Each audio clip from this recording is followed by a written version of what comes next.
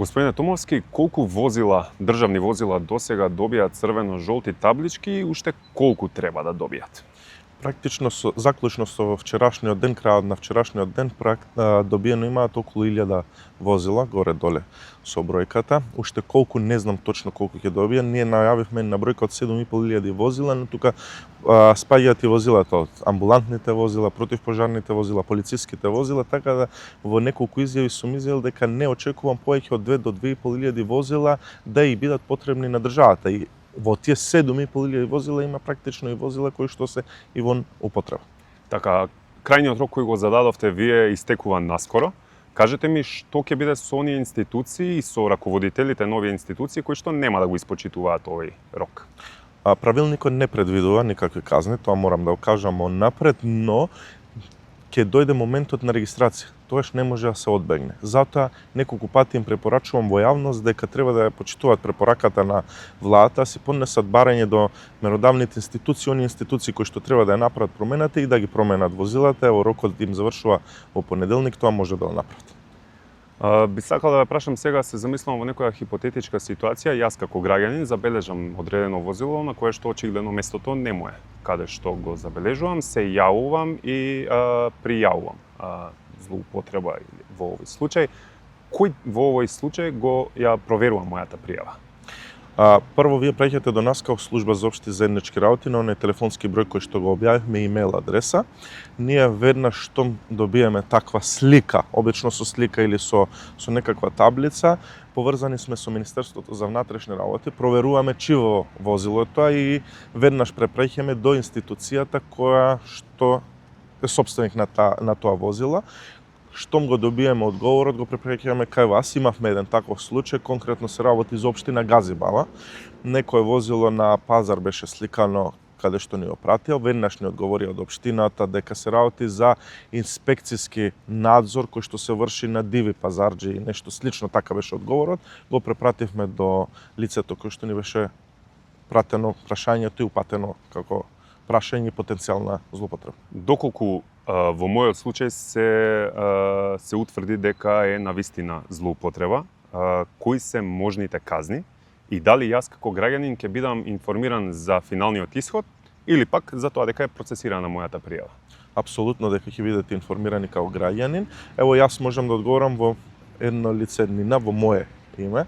Ако мене ми пратите возило кое што е во собственост на службата, каде што е утврдена злоупотреба, јас она што можам да направам е да го упатам лицето на дисциплинска постапка. Знаете како оди тоа со 1-2 дисциплински, па дури и отказ од работа, така да не верувам дека некој би се дрзнал од сега па натака да прави злоупотреба. Така, кажете ми, еве, низ градот гледаме многу возила веќе, започнавме да ги гледаме со црвено-жолти таблички, но не забележувам дека автомобилите на министрите и на државниот врв имаат црвено-жолти таблички. Зошто е ова така?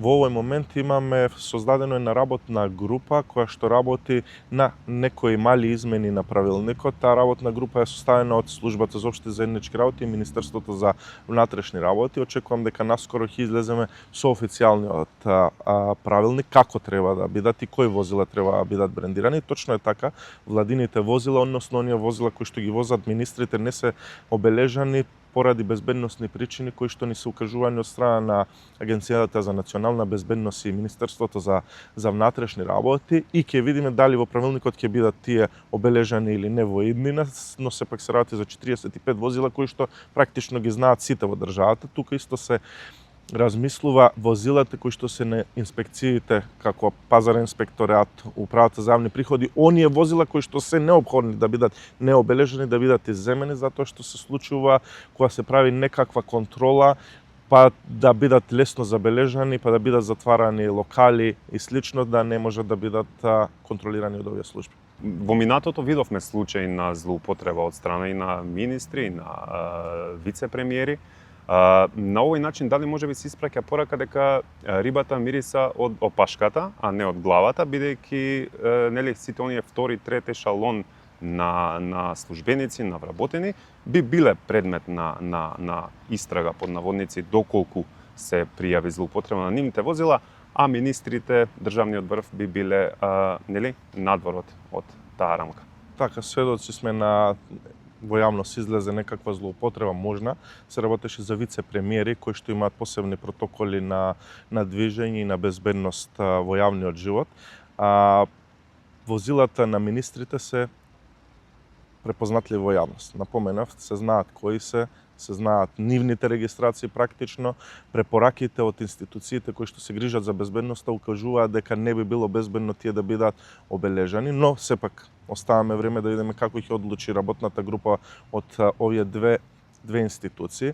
Ве убедувам дека ќе се стопира злоупотребата од пониските еншалони, затоа што министер као министер го возат на работа, го враќаат дома. Министерот не го вози возилото владино сам и не може тука да направи никаква злоупотреба. Сепак тоа е јавна личност каде што е реално препознатлива секаде во јавност и не може да направи сериозни такви исчекори, но оние луѓе кои што работат под министрите, кои што се администрација на државните институции, а кои што располагаат, односно кои што им се достапни ваквите возила, овој пат нема може да ги злоупотребуваат тие возила и да користат за летни одмори и било какви други злоупотреби. Дали ќе се воведат построги казни за сите оние кои злоупотребуваат службени возила? Оставаме да видиме како ќе одлучи работната група, која што спомнав неколку пати од Министерството за внатрешни работи и Службата за општи и заеднички работи, да видат врз основ на сегашната регулатива колку и како е тоа возможно да се направи, ако се изнајде некаков начин за да може да следат казни, да секако ќе се предвидат. Знаете, ве прашувам во контекст доколку овие казни останат символични, опомени и слично, тогаш која е поентата на целата оваа работа? Прво, постои морална одговорност. Второ, да видиме можеби некој функционер ќе добие и јавна промена од страна на надлежните институции, односно од страна на премиерот и луѓето кои што го прават својот тим на директори и министри, така да оставиме на времето. Мислам дека мрднавме од една мртва точка од 35 години необележани возила. Не очекувам дека овој правилник ќе ги реши коренито злоупотребите, но сум уверен дека на 80% ќе се промени таа навика на злоупотреба на овие возила. Она што исто така го најавивме е дека ќе гледаме можност како да инсталираме GPS уреди, така да тоа е вториот чекор кој што треба да допринесе за да се стопира оваа злоупотреба, односно да се искорени. Ви благодарам многу на одвоеното време. Благодарам вас.